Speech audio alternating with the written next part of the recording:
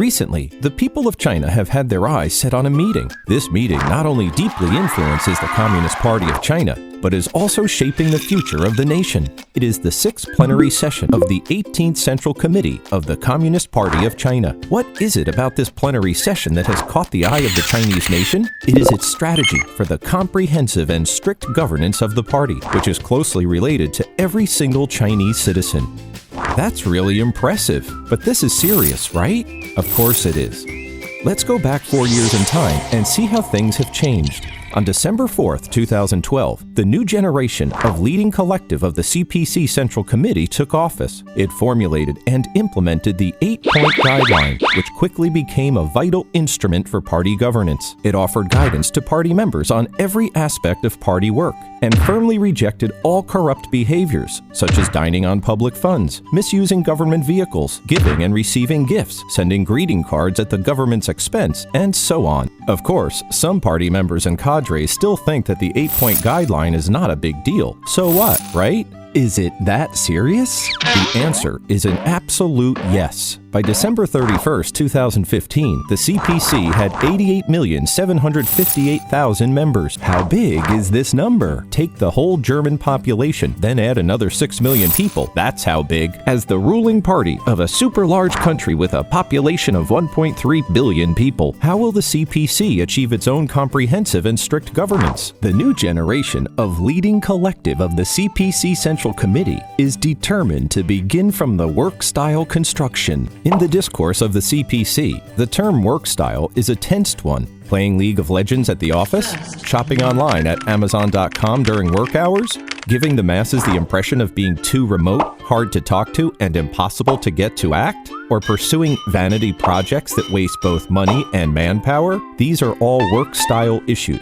The term lifestyle can also be a little sensitive. If you are a party member, you have to be very careful about your life habits.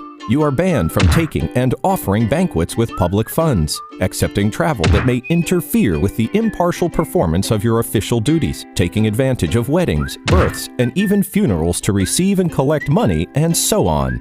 The 8-point guideline was first put forward 4 years ago, and it's more strictly enforced than ever.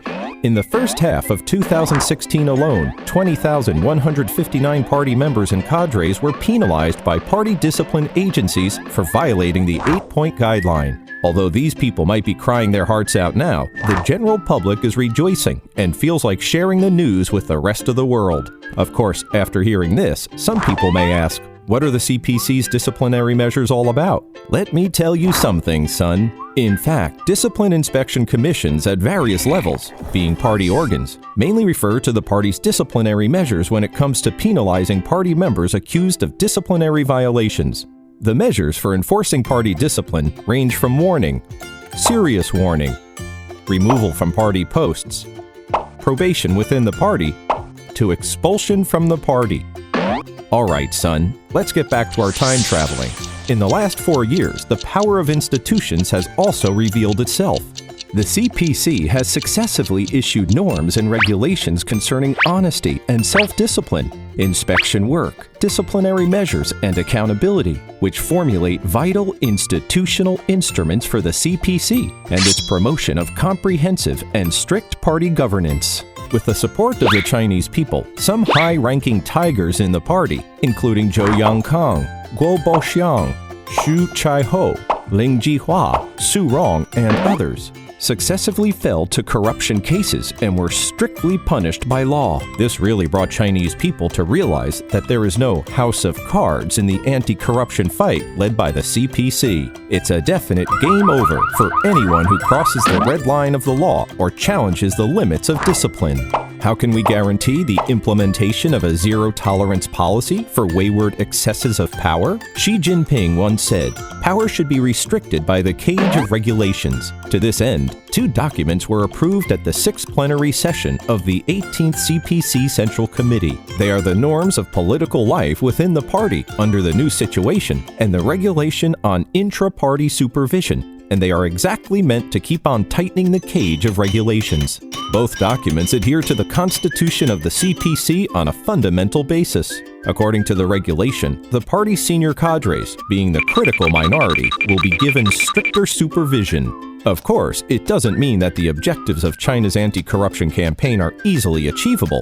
Since the 18th CPC National Congress, the leading collective of the CPC Central Committee, with Xi Jinping at its core, has created a new pattern in party building through work-style construction, institutional anti-corruption, and making other efforts on multiple aspects so as to unswervingly push forward its own comprehensive and strict governance.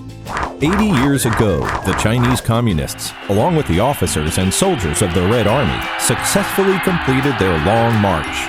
Today, the Communist Party of China is marching forward again, along with the Chinese people, on a new long march.